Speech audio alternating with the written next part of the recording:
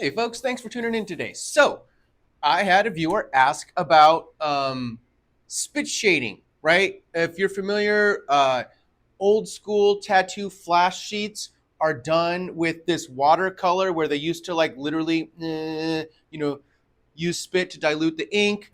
But tattooing is watercolor. Old school flash sheets are done with watercolor or like nowadays like kind of like Copic style markers and that sort of thing. Bunch of different ways to do it, but it's called spit shading. So can we, using the smudge tool and maybe some of our watercolor brushes or some other techniques, get a spit shading style technique out of digital tools like Procreate? The answer is yes. So that sounds interesting to you. I'm Clay, the Techie tattooer, and we're just going to go over really quick how to get a spit shading style organic gradient going in Procreate. Oh, don't forget to stick around till the end of the video where I show you how to use multiply in the layer masks tool, drop down, whatever, to get you that super cool paper texture looking stuff to make it extra analog spit shady looking flash sheets. Okay, stick around to the end. All right, folks. So yes, it can be done, but it's going to behave a little bit differently than it does in real life because these are digital tools. The smearing of the watercolor. So okay, let me back up just a smidge. So when we do spit shading, right, what you'll see online or what you'll just see in general, the technique is you take a good swath of color, right? When you put it here, and then let's see, yeah, water bleed. So what I ended up using is the water, underneath water here. These are default Procreate brushes. I chose the water bleed there. You do have to mess with the settings in Brush Studio, but what you're gonna do is you take that idea, yeah, exactly. We have to mess with the settings, but you smear it out, right? And that's what the technique for spit shading is you take that base color and then you drag it down like this. And so as you can already see, yeah, this actually does a really good job with that. But you can also erase with it, right? That little bit, bring that smear in there. And so it doesn't exactly behave 100% like a real spit shading style thing because it's digital. But yes, we can absolutely get that effect. That's the base brush that I use, is the water bleed brush. And so when we're talking about spit shading, that's what we're doing. We're laying down a swath of color. That's our full opacity, nice bright color. And then once we got enough of that in there, we go to our other tool and we smear it on down. And so that's what you're going to do to create a classic spit shading style technique, right? And we can even bring this up a little bit bigger, right? And to really get the, as a technique, to really get the clean lines you're going to want, you probably will want to, turn this into the reference layer, your line work layer. You're going to want to turn it into the reference layer and actually grab your section so you can't be painting outside like I did and schmutzing everywhere.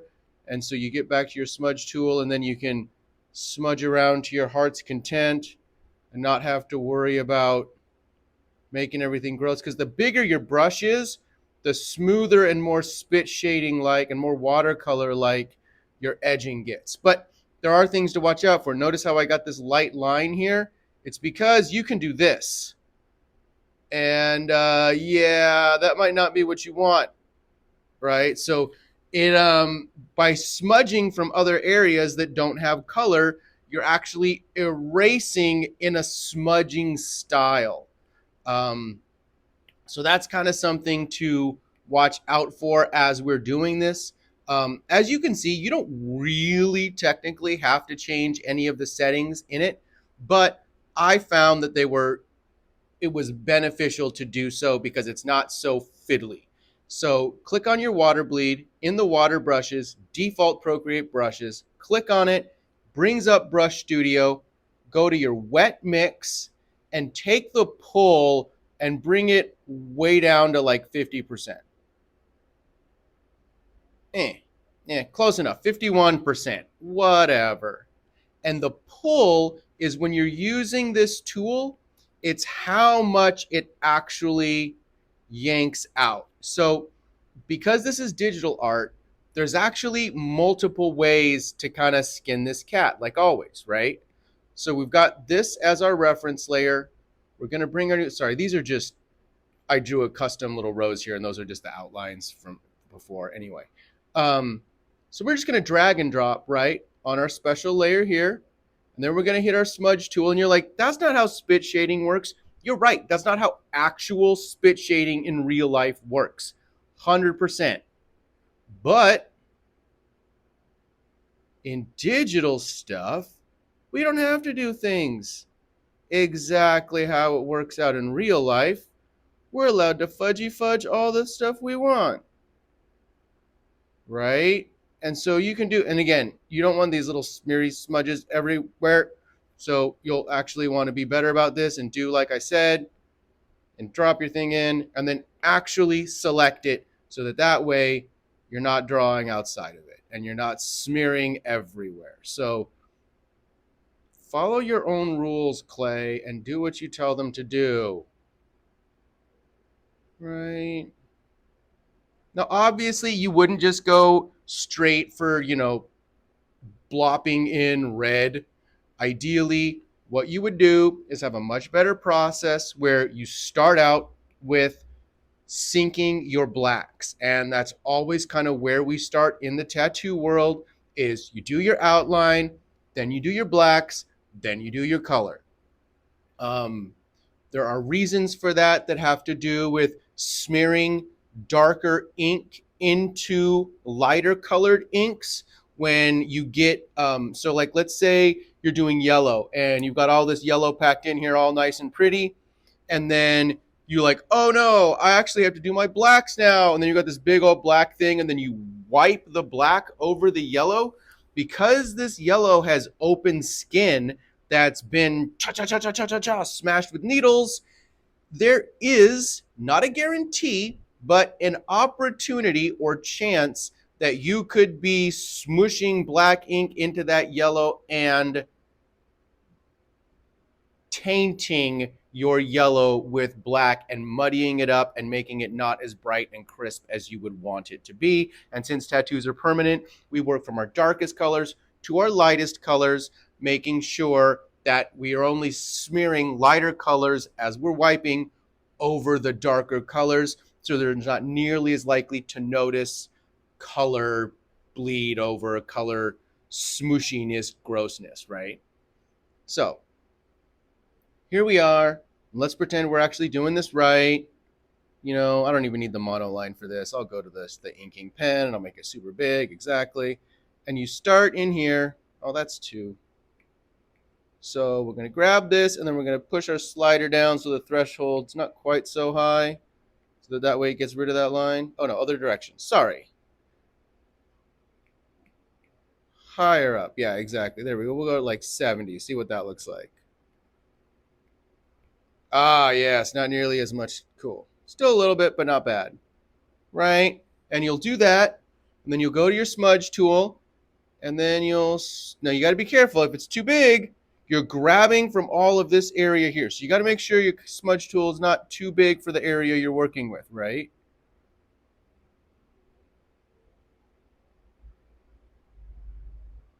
I'm going to make it a little bit bigger.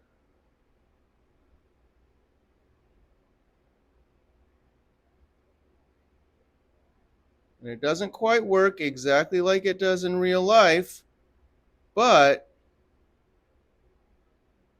you absolutely can get pretty close to classic spit shading, right, gradients. But again, you got to be careful. You got to start from the area you want to smudge into. You can't just, because a lot of times you just like drag around, and because you're using water in actual spit shading, it's not something you have to worry about. But in digital tools, you really got to make sure the color you want to drag is the color you're starting from, right? You can't just start dragging from any old place, even though you're like, this is my only selection. Yeah, but if you start dragging from over here, you're dragging nothing through it, and that's no good.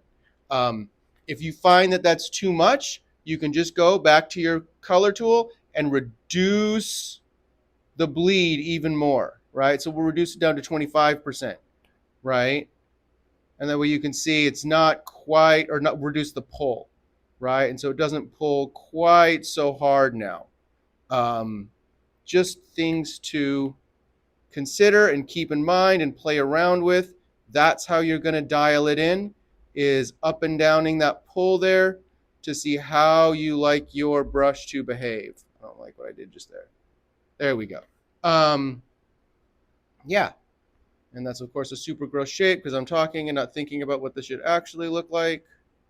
But the cool thing is because it's a digital tool, you never really run out of the color that you're smearing from, because it's not like there's, a set amount of pigment, right? This is all math. And so you can really fudge this a lot and drag, all kinds of new areas in. We'll make this bigger now. Right.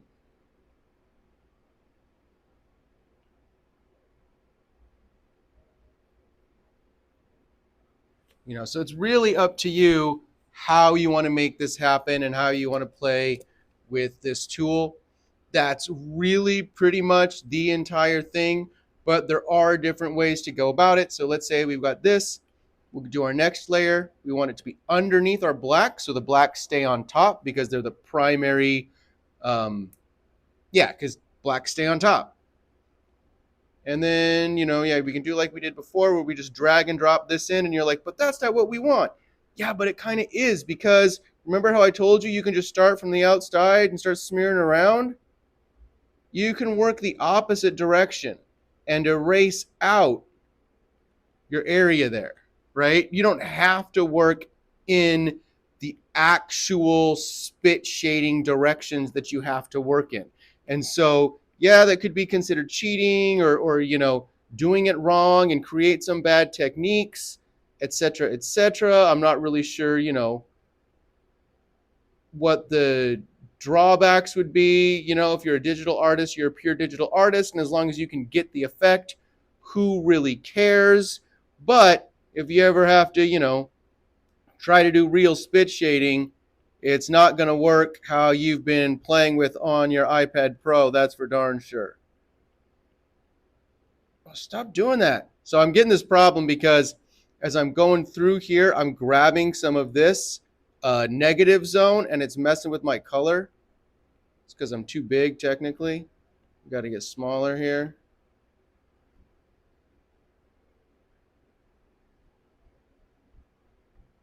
Get rid of all of that.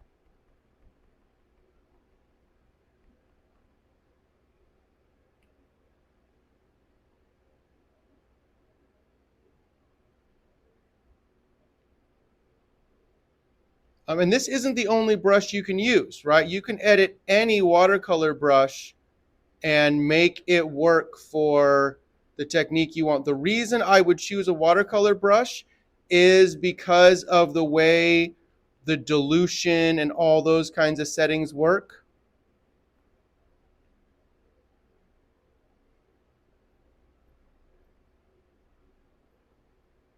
But you can turn any setting or any brush into a watercolor performing brush by using this wet mix, dilution, charge, attack, pull, right? These 4 settings are the only ones I understand: blur, jitter, wetness, jitter. I mean, I could kind of guess what those are, but yeah, don't quote me on that stuff. But these make sense, right?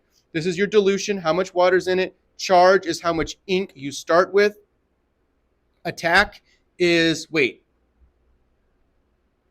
attack or charge? I can't remember. One of these is the how much ink you start with. And one of them is how much it drags along with it.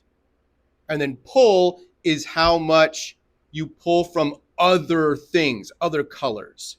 So you'll have to test with those to double check me on that. And then, right, because we're being lazy, we're just going to grab our red again and drop into there. And then smudge out this little cute line. Oh, no, we got to keep that selected. And then smudge out this little cute line here, right?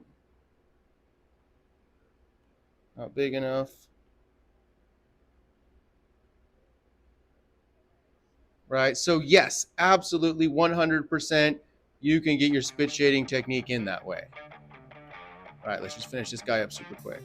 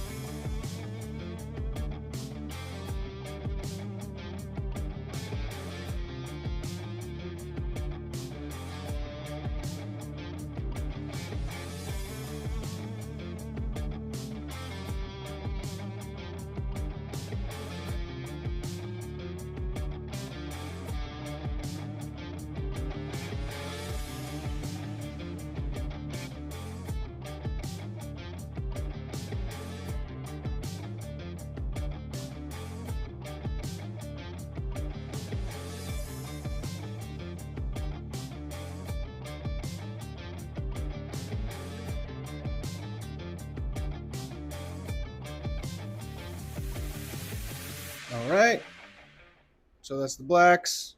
Right, now we're going to move on to finishing the color here.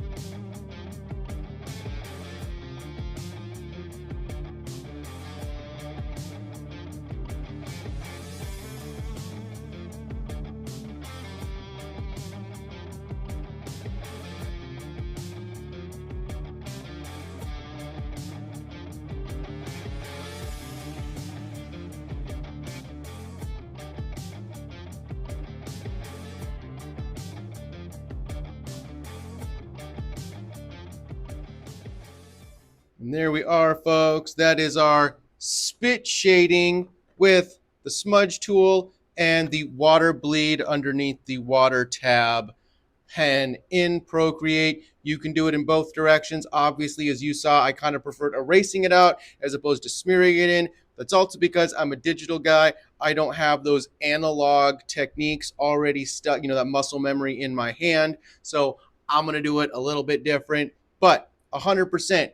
Go ahead, make that happen. Here are the settings that I ended up with. I ended up taking my pull all the way down to like 6% at some point, just because I found that a little bit nicer. Started out at 50% and then just kept reducing it down. Other than that, that is the only setting I changed in the water bleed pen in Procreate. Now, for your bonus tip at the end, if you lasted this long, we're going to do layering masks to give this some really nice texture. So you're going to take this underground texture here, your under layer, duplicate it, bring it all the way up to the top here. And you're like, wait, but that didn't help at all. Click the N and do multiply. Down, down, down. And now you've got that really nice texture showing through your color here, right? Because it's multiplying it. Yes, it made your inks a little bit darker, right? So there, you can take this and bring the opacity down a little bit and whatnot, but still, I mean, look at that. That's that American traditional goodness people want, y'all. So, thank you for watching till the end. Like, comment, subscribe. Let me know what you think. Share this video if you found it interesting and think you have some other art friends who might also find it interesting. Otherwise, thank you so much for the comment. Thank you for making me play around with stuff and learn some new techniques. And I'll catch you guys in the next video where I'm probably going to talk about the erase tool for way too long. But, maybe that'll only take a few minutes and we'll get right to layering stuff.